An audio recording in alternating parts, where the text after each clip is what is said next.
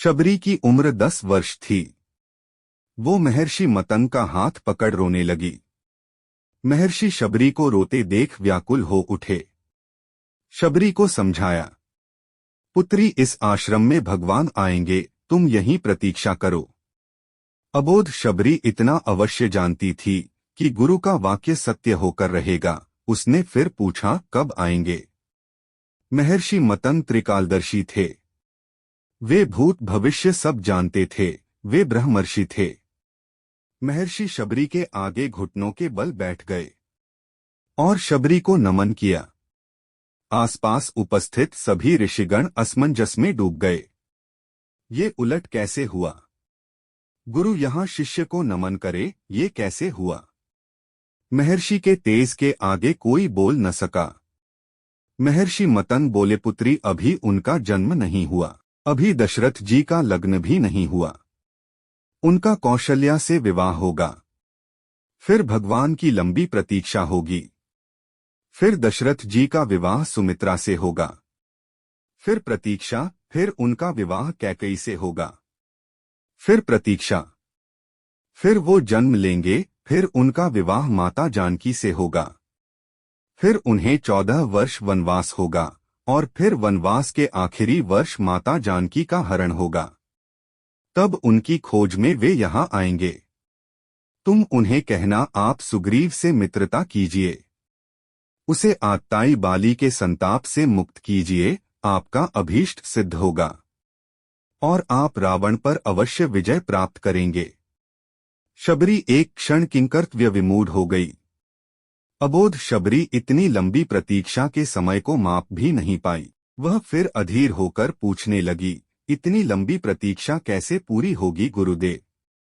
महर्षि मतन बोले, वे ईश्वर है, अवश्य ही आएंगे।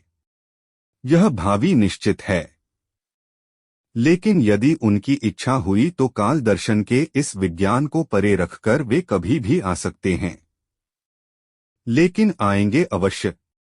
जन्म मरण से परे उन्हें जब जरूरत हुई तो प्रहलाद के लिए खंबे से भी निकल आए थे। इसलिए प्रतीक्षा करना। वे कभी भी आ सकते हैं। तीनों काल तुम्हारे गुरु के रूप में मुझे याद रखेंगे।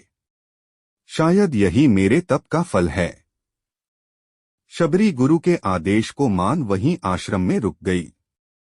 उसे हर दिन प्रभु श्री राम की प्रतीक्षा करती रहती थी। वह जानती थी समय का चक्र उनकी उंगली पर नाचता है। वे कभी भी आ सकते हैं। हर रोज रास्ते में फूल बिछाती है और हर क्षण प्रतीक्षा करती। कभी भी आ सकते हैं। हर तरफ फूल बिछाकर हर क्षण प्रतीक्षा। शबरी बूढ़ी हो गई, लेकिन प्रतीक्षा उसी अबोध चित्त से करती रही। और एक दिन उसके बिछाए फूलों पर प्रभु श्री राम के चरण पड़े। शबरी का कंठ अवरुद्ध हो गया। आंखों से अश्रुओं की धारा फूट पड़ी। गुरु का कथन सत्य हुआ। भगवान उसके घर आ गए।